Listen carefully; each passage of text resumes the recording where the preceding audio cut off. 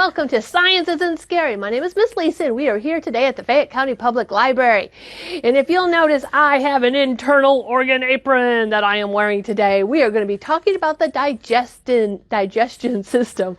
Okay, so if you look over here, there's some wheat thins, and there's some cookies, and some peanut butter.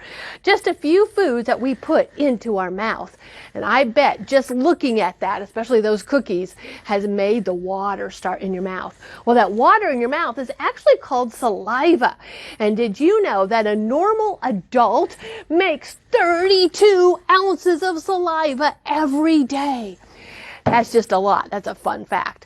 All right, so we take our cookie or we take our apple and we put it into our mouth, and your tongue and your teeth start chewing, just chewing up that food into tiny little bits, and your saliva works it into a gooey mush that can be swallowed. Now, you want to make sure that when you swallow it, it goes down the right tube.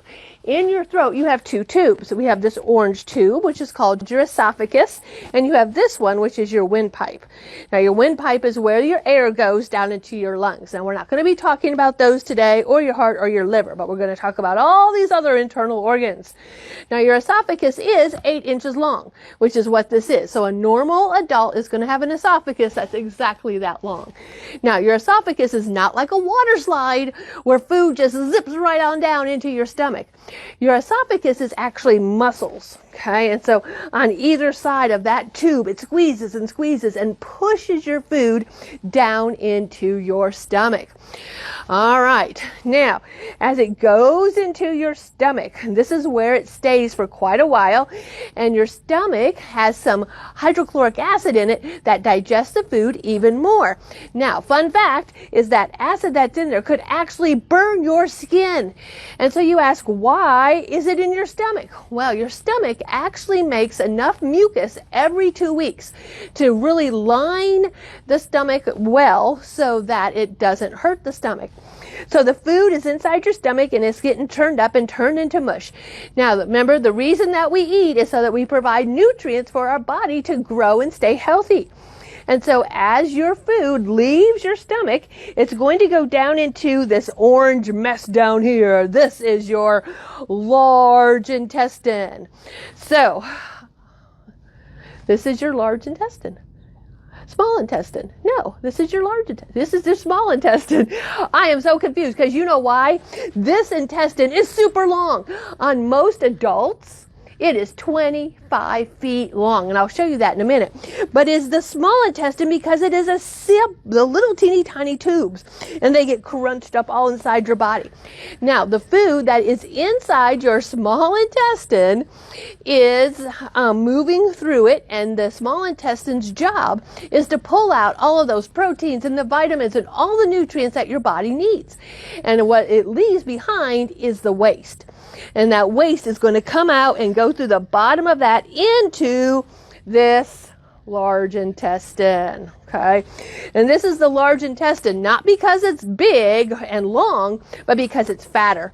And then this large intestine actually has 3 main parts, or 4 actually. You have your ascending, okay, colon, and then your transversal colon, and your descending colon down into your rectum. Now, the job of your colon is to squeeze out any water that's left in your waste products, okay? And so then those waste products are moved through all of your intestine here till it comes to the end, and then we call this a bowel movement, because these are your bowels, and it's been moving through your intestine until it comes out. And then our body gets rid of the waste that we don't need anymore. And then we start the process all over again. We eat again. Isn't that fun? All right. So I had another fun fact that I forgot to tell you. Did you know that there is an animal that has no stomach? That's right. It has other body parts that does its digestion for it. And this is the platypus. Isn't that cool? All right. So now before I go, I want to show you about this intestine. Okay. This small intestine. It is 25 feet long on a normal adult. So here I have 25 feet worth of cray paper. You ready to see how long your intestine would be if you could pull it outside your body and pull it straight? Look at how long it would be. We're not done yet. We're not done yet. Look. Look how long it would be. Woo. All right. So our intestines are just enormous. They're extremely long. Pretty cool, huh? All right. So today we have talked about digestion. Now if you come to the library, we have some really cool books that have some really neat pictures in them and other things that can teach you a little bit more about what's on the inside of your body. All right, my name is Miss Lisa. You have been viewing and watching me today as I've been talking about digestion because, you know, science isn't scary once you learn about how it all works. Thanks for watching. I'll see you again in 2 weeks. Bye now.